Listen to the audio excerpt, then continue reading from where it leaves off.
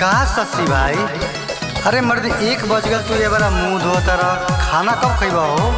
अरे का बताई भाई, घर के कलश रोज रोज पंचायती होता हमरा घर में। का है? ए भाई, एगो बाबू माई के कहला से बियाह कर लेनी, एगो दिली बियाह कर लेनी।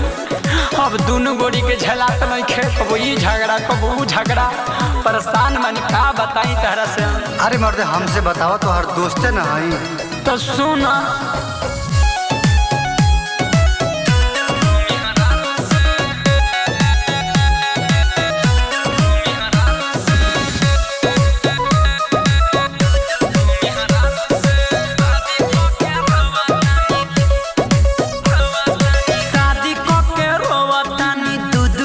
हरारू से भाई कहाँ फंस गई हो ना।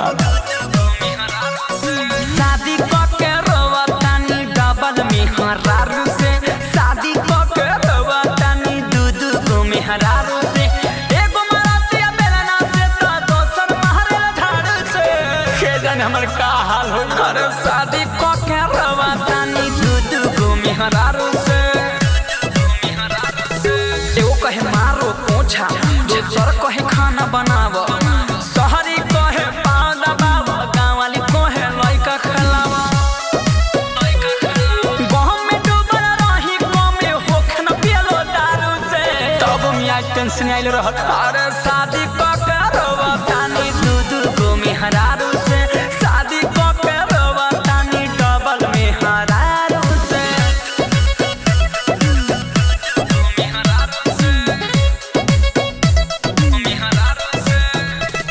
भइल कुकुर के दासा, देह गले जैसे बतासा, जब एगो के लगे सुती, दोसर कहे लागे तमाशा। भाइयो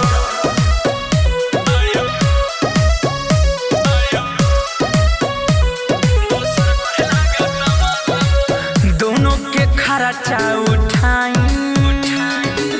बहरा में रिक्शा चलाई, उ तो खतारी सब भर थरिया, बाकी हम आधा पेट खाई। दिन भर सुत के बात करो तारी सब दोनों साढ़ू से, या हमरा स्वर्ग से फंस गइल बड़ी सा। शादी के रोवतानी डबल में हरारू से, शादी के रोवतानी दू गो में हरारू से, शादी के रोवतानी डबल में हरारू से।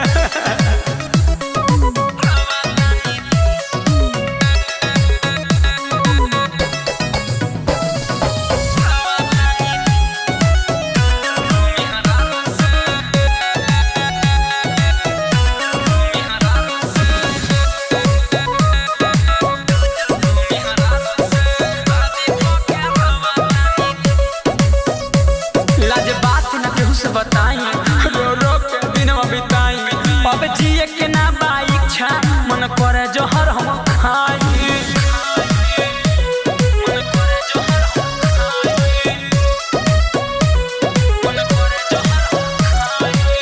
गइल बेचाई खेत बारी, कर्जा उठा के किनी साड़ी, रोजो पंचायती अब होता दुआर पर, सुनी बाबू माई के गाड़ी।